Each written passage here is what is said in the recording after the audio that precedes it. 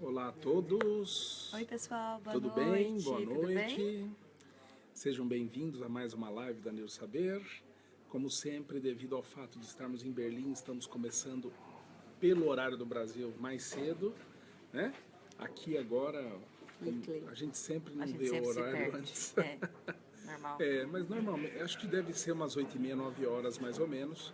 E vocês aí devem estar em torno das 4h30 por aí, Acho que né? mais tarde, não. Mais tarde, é? Pode ser. Gente, meu nome é Luciana Brits, eu sou psicopedagoga, psicomotricista. E eu, Dr. Clay Brits, neurologista infantil, pediatra também, cofundadores aqui, presentes, coorganizadores da Neurosaber. A gente veio hoje seguindo nossa programação desde o início da Conferência Internacional sobre TDAH aqui em Berlim, para mais uma live para falar sobre aspectos relacionados ao TDAH. Gente, e aí a mulher sempre arrumando o cabelo, né? Pra ver se tá tudo certo, tudo arrumadinho. É verdade, é o hábito, né? Para Faz nenhuma mulher parte. depois ficar falando mal. Não é assim? Vocês se vestem e cuidam da beleza para vocês, não é pra gente. Ai, gente, Bom. olá Ediane, olá Letícia, Boa olá noite. Cíntia, olá Clara. Clara Tudo Helena, bem? que Nossa, bom. temos 34 pessoas, ó, O pessoal Clay, tá que ligado, legal. hein? Apesar dos horários serem um pouquinho diferentes, né? Olha, que bacana, Que 42 bom. pessoas, que Isso bacana. Vão mesmo, colocando aí isso de onde mesmo. vocês são. Vamos aproveitar para compartilhar. Vocês viram o título da live. É um título que vocês vão entender por que o TDAH é um problema de saúde pública. Sim, Tá? isso é muito importante. Isso é muito importante. Precisa realmente encarar assim, né? E vocês vão saber por quê. Então, por ser um assunto muito importante, eu acho que vocês devem aproveitar e compartilhar esse vídeo. Chame Marquem os seus amigos aí nos comentários, viu? A marquem Cíntia lá do mesmo. Rio de Janeiro. Ô, Sabrina, parabéns pelo Dia do Médico hoje, Clay. Oh, obrigado, viu? Obrigado, viu? Dia do Muito bom ter um médico. dia do médico. Que bom. A gente procura sempre fazer um trabalho no sentido de reduzir o sofrimento das pessoas, né? E tratar, por exemplo, crianças com TDAH, vocês vão ver que tem tudo a ver com redução de sofrimento. Não é Que bom, verdade? olha, Raimunda do Maranhão, Robson Guimarães do Rio de Janeiro, Vanessa Panato, Vanessa, como aí é que em tá o Vi? Tudo Arapongas, bem? a cidade que eu moro. Manda um abraço aí pro Vi, tá bom? Ediane Gomes, Débora Quevedo. Que legal, Débora, que você tá gostando, viu? Que bom. Eu tava um pouco preocupado com isso, né, Luciana? Porque a gente tá fazendo as lives né? em horários bem incompatíveis, horários assim, não muito comuns, né? Que a gente estava acostumado, mas são coisas do fuso horário, né? Eu e a Luciana ia ficar muito complicado acordar 2 horas da manhã ou 1 hora da manhã para poder fazer a live. E aqui onde nós estamos, no hotel, no local onde nós estamos, o sinal é ótimo, mas é na recepção. Então, 1 hora da manhã fica meio complicado descer até aqui.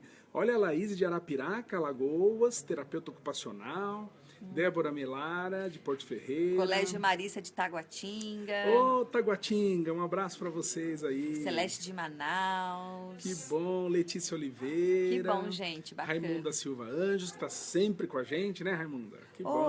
O Ama, a de Luiz Eduardo Magalhães, outras duas pessoas acabaram de compartilhar nossa live. Que Isso bom. aí, que bom que vocês estão compartilhando. Que bom, gente. Obrigada. Isso é muito importante, viu? Isso é muito importante mesmo. Camanducaia, Clay. Olha, Camanducaia, Pessoal, Minas Gerais. Curitiba. Que bom. Londres? Andréia, Opa. Londres. É isso? Nossa, que Não, legal. deve ser alguém. Paranaguá. Bom, gente, então vamos falar um pouquinho Vamos lá. do TDAH? Bom, então, por que eu chamei a atenção de vocês para a ideia de que o TDAH deve ser considerado um problema de saúde pública? Hoje, no Congresso, na Conferência Internacional, uma aula maravilhosa dado pela psicóloga, eu quero colocar muito bem isso, hein? Psicóloga Christine Mohr Jansen, que é de uma universidade da Dinamarca. Eu anotei o nome da universidade aqui, mas eu acabei, acho que está nos meus papéis, nas minhas anotações, está em algum local. Bom, a Christine, ela é uma das profissionais que mais trabalham dentro da área de clínica do TDAH e que mais trabalha com consequências sociais, consequências econômicas e consequências psiquiátricas e problemas relacionados à comunidade interrelacionando com o TDAH. Então, o que ela trouxe hoje? Várias referências, eu acho que mais de 70 referências de pesquisas feitas nos últimos 3, 4 anos acerca das consequências ao longo da vida da pessoa com TDAH sem tratamento, tá? O que acontece no futuro com um indivíduo que tem TDAH e que não foi tratado? Gente, vocês acham isso importante? Coloca um coração, vamos interagir, porque às vezes a gente só fala assim, que intervenção, diagnóstico, mas se a gente não colocar isso numa questão de saúde pública, né, Clei? Isso, e as consequências do TDAH a longo prazo. Tem muita gente que não está ligado nisso, acha que o TDAH não existe, ou acha que não precisa tratar, ou acha que é frescura de médico. Acho que é alguma coisa inventada. Acha que é uma coisa inventada, não é verdade? E não é nada disso. Então, por que a gente tem que, então, encarar as coisas desse jeito? Vamos começar exatamente por aí, né? O TDAH é um transtorno que, normalmente, ele começa nos primeiros 5 a 7 anos de vida. E a criança, muitas vezes, já tem no seu histórico clínico coisas relacionadas a fatores de risco. Então, por exemplo, prematuridade aumenta em 5 vezes a chance de um indivíduo ter TDAH. Baixo peso ao nascer 3 vezes. Se a criança nascer com anóxia neonatal... O que é anóxia? Né, que é falta de oxigênio ao nascer, ela demorou para chorar, teve que ir para UTI, ficar entubada, esse risco aumenta 2 vezes da criança vir a desenvolver TDAH. Então, esse histórico já deve chamar a atenção. Sempre. A partir do momento que a criança recebe alta do hospital, já precisa ter uma observação, uma vigilância realmente ativa.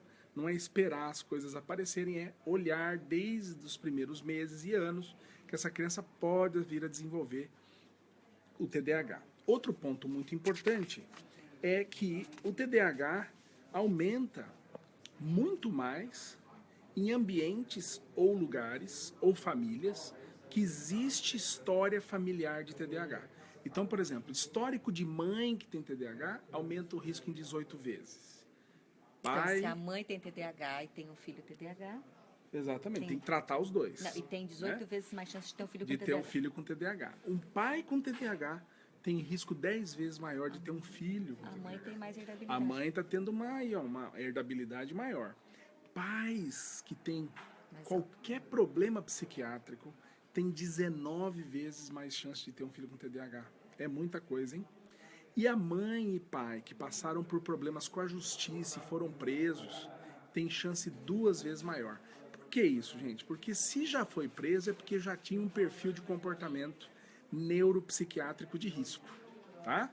Então esse é um ponto muito, muito importante. Agora, nós estamos falando de fatores de risco. Vamos falar agora das consequências do TDAH não tratado ao longo do tempo. O que é isso? É você pegar pessoas que têm TDAH, que foi feito o diagnóstico lá na fase adulta, e olhar para o passado dela. E o que aconteceu lá atrás, sem tratamento. Então vamos ver? Olha bem. Primeiro ponto. Quanto mais tempo demora para se tratar TDAH, maior risco de problemas escolares, maior risco de problemas psiquiátricos, de problemas de comportamento social, problemas com a justiça, aumenta o risco de drogadição e de se envolver com drogas lícitas também, como cigarro e álcool. Ok, mas isso tem dados estatísticos disso? Tem dados estatísticos disso, tá? Tudo que eu estou colocando aqui, a doutora Cristine trouxe com inúmeras referências, tá? Isso aí vocês podem acessar, entra com o nome dela de no onde Google. Que ela é mesmo? Ela é da Dinamarca, é psicóloga, ela não é médica. Não é médica, hein? Você vê como que os psicólogos aqui na Europa, eles estão muito antenados. Já tem assim, uma formação voltada para pesquisa em TDAH há muito tempo. Vamos lá? Se o indivíduo com TDAH tem um risco 17 vezes maior de se envolver com drogas, 5 vezes maior de apresentar esquizofrenia, problemas com depressão em 20 vezes mais do que a população que não tem TDAH, o risco desse indivíduo ter reações exacerbadas a situações de estresse é 21 vezes maior. Portanto, se envolver em confusão. Tá? Pode entrar em crises psicóticas, entrar em confusão, tomar atitudes bruscas, agressivas, explosivas, porque não sabe reagir em situações de mudança súbita, ou situações onde o indivíduo se coloca numa situação de estresse muito grande. E isso são pessoas que não fizeram tratamento. Que não fizeram tratamento. Eu estou falando tudo disso de evolução sem tratamento, tá bom? Outro ponto importante, 70% dos indivíduos que têm TDAH têm algum outro problema psiquiátrico. Quais são os transtornos mais comuns que se associam ao TDAH? E precisa ficar de olho. Em primeiro lugar, transtorno opositivo desafiador. Uma chance de 40%. Sem tratamento, tá? O TDAH sem tratamento. Risco de transtorno de ansiedade em 20% a 40%. E o transtorno do espectro autista, que é uma das comorbidades também mais frequentemente associadas. Tá bom? Vamos continuar? Qual é o ponto principal? Uma das coisas que foram levantadas na aula dela é que existe um risco muito grande do indivíduo descontinuar o tratamento. Aqui na Europa, os índices de desistência é de 50% em 3 anos. É muita coisa, gente. Já pensou? O jovem, a criança largar o tratamento em 2 ou 3 anos é estar se colocando nesses riscos a médio e longo prazo, principalmente na adolescência, tá? Então, o que acontece? Em média, 1 ano e meio depois, um adolescente desiste do tratamento. E por que desiste? Primeiro, por falta de informação. Olha que nós estamos na Europa, você imagina no Brasil. Segundo, por causa do preconceito da discriminação que existe com essas crianças. Fica com diagnóstico. Os adolescentes não gostam de tomar Ritalina. Eu vejo lá no consultório, tá? Eles ficam com vergonha, eles acham que vai dar problema sexual, eles ficam imaginando 200 mil coisas. E em ambientes onde os pais são separados. Isso aumenta o risco de desistência também. Olha como é importante o pai e a mãe, mesmo separados, terem a mesma forma de agir e falarem a mesma língua. E porque isso eu vejo no consultório mesmo. A mãe quer dar o remédio, o pai não quer, porque o pai diz que o filho não tem nada. Tá? Tem uma grande coisa, né, em relação aos pais, né? Sim, tem. Dificuldade tem. de aceitação. Os pais às vezes não aceitam e tudo mais. Mas vamos continuar porque a coisa é longa, ó. Indivíduos com TDAH têm mais problemas físicos, hormonais e problemas somáticos no corpo. Olha bem, eles têm mais enxaqueca, eles têm mais risco de crises epiléticas, obesidade, 3 vezes maior, enurese noturna, que é fazer xixi na cama, encoprese, que é fazer cocô em momentos errados, há 3 vezes mais risco de cárie. Distúrbio do sono ocorre em 80% a 90% desses pacientes e a boa parte deles tem descontroles hormonais. A gente não sabe por que isso acontece. Então, hipotireoidismo está bem associado com TDAH e diabetes, que era uma coisa que até há pouco tempo atrás não se via. Detalhe, indivíduo diabético com TDAH descontrola mais, tem mais coma diabético, tem mais problemas de hospitalização. Por quê? Porque esquece de tomar insulina, né? Não sabe automatizar as rotinas alimentares, dificuldade de segurar a boca, porque não tem noção de limite, não faz exercício, porque indivíduo com TDAH tem uma tendência a não fazer exercício, tem isso também, são muito sedentários os indivíduos com TDAH, eles gostam mais de atividades paradas, então videogame, ficar sentado sem fazer nada, tá? Eles têm essa dificuldade, então olha a questão aí, de um problema sério de saúde pública, né? Vamos lá para um outro caminho que muitas vezes os pais não sabem.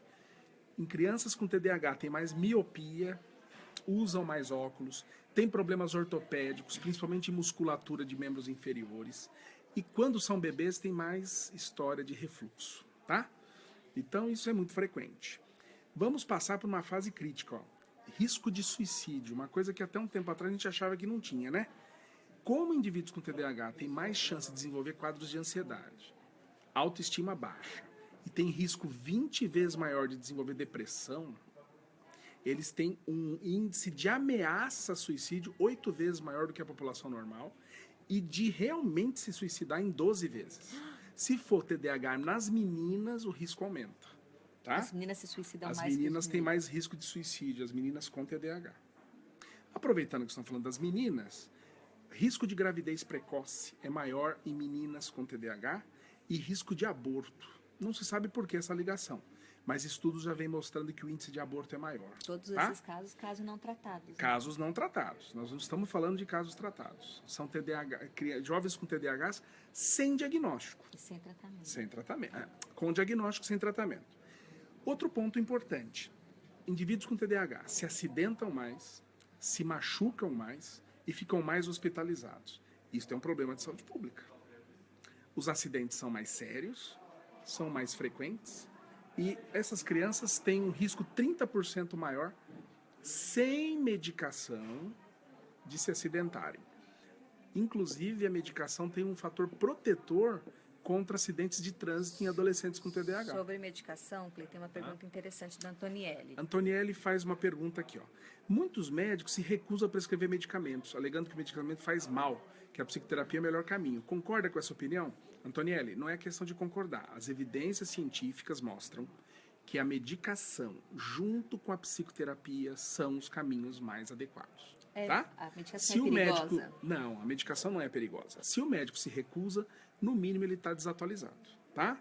Então tem que buscar muitas vezes um outro profissional, porque o tratamento exige, pelo menos em muitos, né? Os consensos internacionais exigem a medicação, tá? Terapia. E olha aí, ó, de tudo que eu falei até agora, veja bem, se o indivíduo está medicado, ele está mais atento. Ele vai errar menos, ele vai se acidentar menos, ele vai ter menos problemas depressivos e menos problemas com baixa autoestima. Todo não é verdade? transtorno positivo desafiador tem TDAH, Clay? Não. 50% dos indivíduos que têm transtorno positivo desafiador têm TDAH. Os outros 50% não têm. Tá? Continuando, nós temos um índice de problemas com criminalidade 2 a 5 vezes maior em indivíduos com TDAH. Por quê? Porque eles são impulsivos, eles não pensam. Quando vê, ele já fez, passou por cima de situações sem se tocar. E aí vai, né, gente? Mas só para entender como um transtorno desse pode levar a consequências extremamente negativas no desenvolvimento da saúde do indivíduo. Seja saúde física, saúde mental, seja saúde emocional. Né? Olha quanta coisa, né? Então veja a importância de fazer o diagnóstico. A partir de qual idade pode medicar, Clay? A partir de qual idade? Segundo os protocolos, a partir dos 6 anos, tá? Mas dependendo do prejuízo, já a prática médica tem mostrado que a partir dos 5 anos não tem problema nenhum. A Sara fez uma pergunta. O médico do meu filho retira a medicação nas férias. Eu discordo. O que você acha dessa postura? Sara, eu também discordo. O correto é dar a medicação todo dia. Mas você que acha isso que é correto ou não, Clay? As evidências científicas mostram que tem que tomar medicação todo dia. Tá? Não sou eu. Na opinião não é minha. São as evidências. Tá bom? O uso da medicação, Tânia Schuster, o uso da medicação é contínua. Deve ser tomada todos os dias. Tá bom? A Elisângela fez a mesma pergunta, tá? E veja bem, geralmente não é um tratamento que você vai tirar daqui 1 ano ou 2. É pro resto da vida, Clay? Não é pro resto da vida, mas em 80% dos casos acaba sendo até na fase adulta e provavelmente vai ter que tomar pro resto da vida. É um índice alto. Clay, aqui tem alguém perguntando a medicação, não, esse já foi. Falando o nome da psicóloga, preciso repetir o nome da psicóloga. Anne. É Cristine. Deixa eu ver. Cristine Mohr, M-O-H-R, Jansen, J-A-N-S-E-N. Tá bom? Da Universidade é da Universidade. da Dinamarca, que você uma universidade da Dinamarca, que acho que é a ALOG. O nome da universidade. Mas coloca o nome dela e põe psicóloga Dinamarca. Vai aparecer. Ela tem vários artigos publicados em tudo isso que eu estou falando e ela trouxe vários outros artigos de mais de 7, 8 autores diferentes mostrando todas essas evidências. Tá bom? O ponto básico que a gente tem que entender é o seguinte: se eu faço o diagnóstico cedo e ajudo essa criança a se tratar cedo com o que se deve tratar, eu vou reduzindo todos esses riscos com o passar do tempo, tá bom? Uma observação muito importante, principalmente na transição entre a adolescência e a fase adulta, não se deve deixar a criança ou o jovem desistir do tratamento. essa transição ela é muito importante. Às vezes tem gente que acha que não tem TDAH no adulto, né, Cleiton? Exatamente, mas 2 a 3% dos adultos têm TDAH, tá bom? Isso são índices internacionais. No mundo inteiro, o índice é mais ou menos esse. É muito importante esse tratamento. O Israel faz uma pergunta aqui, ó. No caso de um adulto com TDAH, um tratamento será eficaz assim como se iniciado quando na infância? Que profissional seria mais indicado para acompanhamento? Israel, é sempre bom começar na infância, tá? Sempre bom começar na infância. Mas fazendo o diagnóstico na fase adulta, é o neurologista ou psiquiatra que vai acompanhar, tá? Aqui, Clay, a Maria Rita, meu filho adolescente possui toda a característica de TDAH, porém já encaminhei para 2 psicólogos e não me disseram nada. Já repetiu 4 anos na escola. Não é possível, Maria Rita. Olha, eu acho que precisa ver direito, né? Tem alguns psicólogos que não aceitam TDAH, eles acham que isso não existe, mas por falta de informação. Eu não acho que é incompetência do profissional, não. É falta de informação, tá? Eu conheço muitos psicólogos que antes de saber o que era TDAH também não acreditavam. Eu acho que esses 4 psicólogos podem... Não, esses 2 psicólogos, os 2, né? anos que ele reprovou. Esses 2 psicólogos provavelmente não sabem o que é o TDAH. E vê se não tem algum transtorno de atenção. Fique esperando que seu filho seja só hiperativo. Como ele deve ser quietinho, eles devem achar que ele não tem TDAH. Reprovou 4 vezes, ele deve ter um déficit de atenção muito importante. Ou um transtorno de aprendizagem. Né? Ou um transtorno de aprendizagem, tem que ver, né? A Isis fez uma pergunta interessante aqui, ó. Fonoaudiólogos podem trabalhar na reabilitação de TDAH? Com certeza. Em que casos? Naqueles casos onde há um atraso no processamento da linguagem ou um atraso na leitura e na escrita, problemas de processamento auditivo central, tá? Ou essas crianças apresentam muita dificuldade de entender coisas faladas, escritas ou lidas. Aí a fonoaudióloga tem um espaço muito bom para trabalhar. Tá bom? Gente, ó, espero que vocês tenham gostado. Gente, né? Espero que vocês tenham gostado. Hoje o Clay falou bastante, né? Falei bastante. Muitos dados, né? Aproveitem, quem não acompanhou, perdeu, chegou tarde, pode ir lá na fanpage da Neuro Saber que vai estar disponível. E quem não conseguiu acompanhar, mais cedo ou mais tarde, vai lá na fanpage e também pode estar acompanhando. E não esqueça, compartilhe, curte, encaminhe essa live para quem pode estar precisando. Vocês gostaram do vídeo de hoje, gente? Tá vendo um monte de coração. Que bom que vocês gostaram. Gostamos muito também.